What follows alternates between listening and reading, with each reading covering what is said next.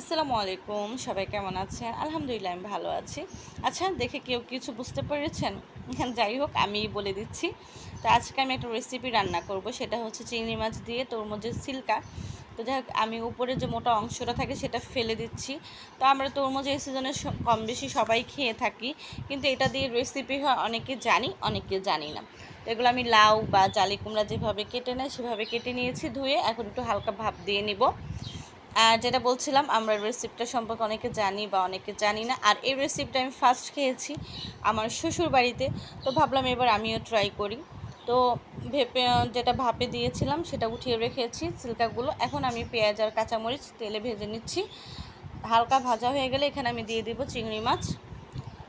চিংড়ি মাছ দিয়েই রান্নাটা খুবই খুবই দারুণ লাগে। অনেকে আছে অন্য মাছ দিয়েও রান্না করে, তবে আমি মনে করি চিংড়ি মাছ দিয়ে রান্না করলে বেশি স্বাদ হয়।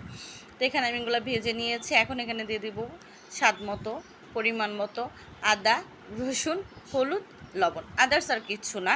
এখানে একদম খুব সিম্পলভাবে রান্নাটা করবো। আর কী বলবো, আর যেহেতু এখানে কাঁচামরিচ দেওয়া আছে সেজন্য খেতে খুবই মজা লাগে। এখানে শুকনো মরিচের গুঁড়াটা না দিলেই না, মানে না দিলেও চলে আর কি। তো যাই হোক আমরা ভালো করে কষাই নিব মশলাটা। আর আমরা সবাই কম বেশি জানি মশলা মানে যত ভালো কষানো হয় তরকারিটা তত স্বাদ আসে। যে কোনো রান্নাই যত ভালো কষাবেন তত ভালো লাগে খেতে। তো এগুলো আমি ভালো করে সবগুলো মিক্স করে কষাই নিব আবার। আর আমি না ফার্স্টে ফার্স্টে যখন এই রেসিপিটা দেখেছি মানে ভাবতাম আর কি কেমন লাগে খেতে, কিন্তু যখন আমি খেলাম আমার কাছে খুবই ভালো লেগেছে। তো যাই হোক এখন মানে সব কিছু কষানো হয়ে গেছে, এখন আমি এখানে পরিমাণ মতো ঝোল দিয়ে দিব। আর এটা লাউ জালি কুমড়া যতটুকু সময় লাগে সিদ্ধ হতে সেম ততটুকুই লেগেছে, বেশি লাগে নাই। তো যাই হোক এখন ঝোল দিয়ে দিলাম, কতক্ষণ ভালো করে সিদ্ধ করে নিব। তো আমার তরকারিটা প্রায় হয়ে গেছে, এর জন্য আমি এখন একটু জিরা গুঁড়া দিয়ে দিলাম। তো হয়ে গেছে অলমোস্ট।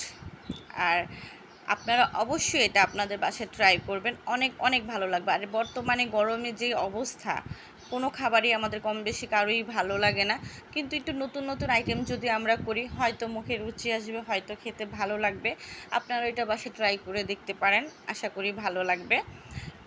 আর আমার এই ভিডিও, আমার পেজ যদি আপনাদের ভালো লেগে থাকে অবশ্যই অবশ্যই ফলো দিয়ে পাশে থাকবেন। আর কে কে এই রেসিপিটা ট্রাই করেছেন কমেন্ট করতে কিন্তু একদমই ভুলবেন না।